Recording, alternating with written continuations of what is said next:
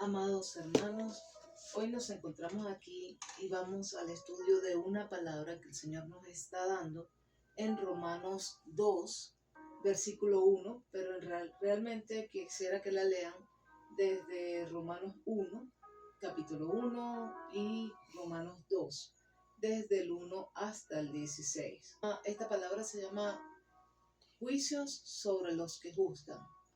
Vamos a leer ahorita solamente el versículo 1, ¿sí? Pero me gustaría que leyeran todo desde el 1 hasta el 16.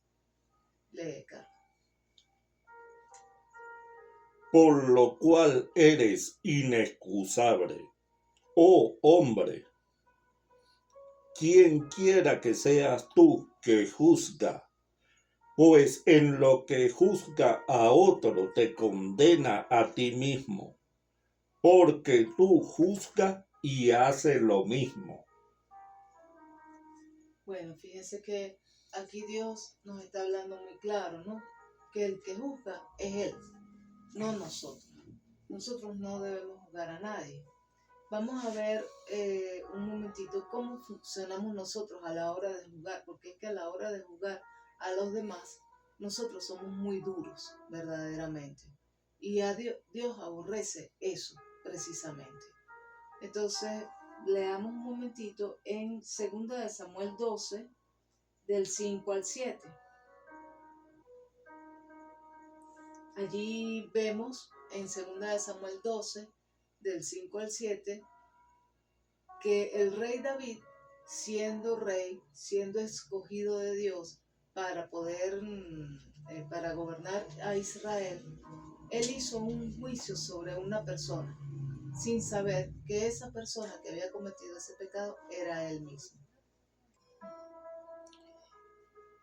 Entonces se encendió el furor de David en gran manera contra aquel hombre, y dijo a Natán: vive Jehová, que el que tal hizo es digno de muerte, y debe pagar la cordera con 4 tantos, porque hizo tal cosa, y no tuvo misericordia.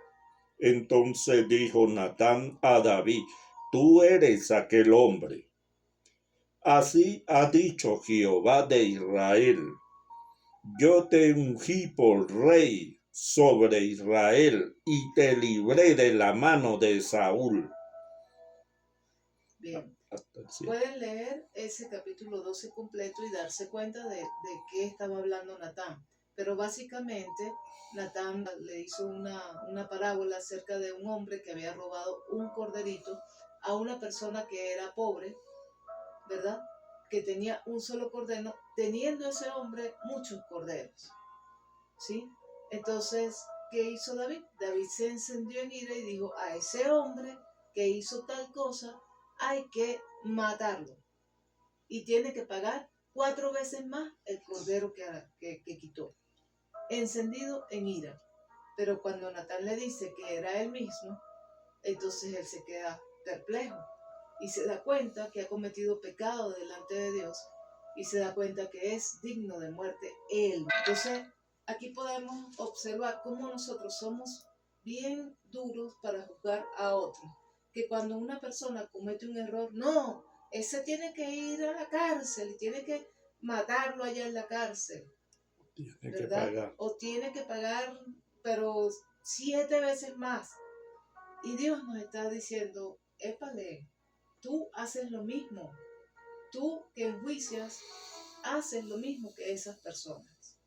Entonces, vamos a ver cómo Dios nos habla en Lucas 9, del 53 al 55. En Lucas 9, del 53 al 55, Dios, a través de nuestro Señor Jesucristo, nos hace ver que Él no vino para matar, sino para salvar. Mas no le recibieron, porque su aspecto era como de ir a Jerusalén. Viendo esto, sus discípulos Jacobo, Juan, dijeron: Señor, quiere que mandemos que descienda fuego del cielo como hizo Elías y los consuma? Entonces, volviéndose, él le reprendió diciendo: vosotros no sabéis de qué espíritu sois. Exacto. En este pasaje Jesucristo iba a ir a Jerusalén y mandó a los discípulos a solicitar posada para él. Y fueron ellos delante de él, o sea, antes que él, y buscaron la posada. Pero cuando vieron a Jesucristo, como Jesucristo tenía un semblante muy fuerte, o sea, él tenía ya el semblante de todo lo que le iba a pasar en Jerusalén. Entonces, por supuesto, era como que no tenía cara de buenos amigos, pues. Entonces, no lo quisieron recibir. Y entonces sus discípulos le preguntan: ¿Epa, ¿quieres que le mandemos fuego y los consuma? Y Jesucristo se vuelve a ellos y los reprende porque los está juzgando, porque está juzgando a la gente de la posada. Y está diciendo: ustedes no saben de qué espíritu son. O sea, nosotros no sabemos de qué espíritu somos, que nos las pasamos juzgando a otros y acusando con el dedo a otros. Nosotros tenemos que mirarnos primero a nosotros mismos. Esta palabra que el Señor nos trajo acá: por lo cual eres inexcusable, oh hombre, quien quiera que seas tú que juzgas, pues en lo que juzgas a otro, te condenas a ti mismo, porque tú que juzgas haces lo mismo. Esta palabra es Dios llamándonos la atención para que no estemos jugando. Mucha gente, cuando ocurrió lo del terremoto en Venezuela, decía: eso fue por causa de lo que estaban haciendo de San Juan y no sé qué. No, es causa del pecado, son consecuencias del pecado. Tampoco es el juicio del Señor contra el hombre, no, es la consecuencia del pecado, porque Dios tiene misericordia. La palabra en Lucas 19:10 dice: porque el Hijo del Hombre vino a buscar y a salvar lo que se había perdido. Es decir, Dios no desea para nosotros ningún mal, pero el mal viene a nosotros cuando nosotros hacemos lo malo, ¿sí? Entonces, esa es la reflexión que yo quiero dejarles. Mateo 7:1 y 2 nos dice: no juzguéis para que no seáis juzgados, porque con el juicio con el que juzgáis seréis juzgados, y con la medida con que medís os será medido. Isaías 58:9 nos dice: entonces invocarás y te oirá Jehová, clamarás y dirá él: heme aquí.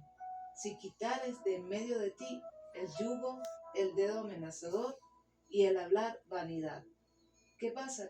El yugo viene siendo nuestros pecados. Si quitamos de encima de nosotros nuestros pecados con los que hemos sido atados, vamos a estar más libres. Pero él dice: deja el dedo amenazador, deja de estar acusando a los demás. Porque cuando acusamos a los demás, lo que hacemos es condenarnos a nosotros mismos y nos comportamos como el mismo enemigo, como el diablo se comporta delante de Dios, porque ¿quién es el acusador? El diablo. Entonces él dice: deja el dedo amenazador y deja el hablar vanidad, que viene siendo hablar quizás las cosas de él, pero no en el momento adecuado, no como debería ser. Entonces, hermanos, esta es la reflexión que yo les dejo, que el Señor nos está dando, que debemos dejar de juzgar a los demás para que Él pueda hacer lo que dice aquí: escucharnos cuando clamemos y respondernos. En el nombre de Jesús, amén. Amén.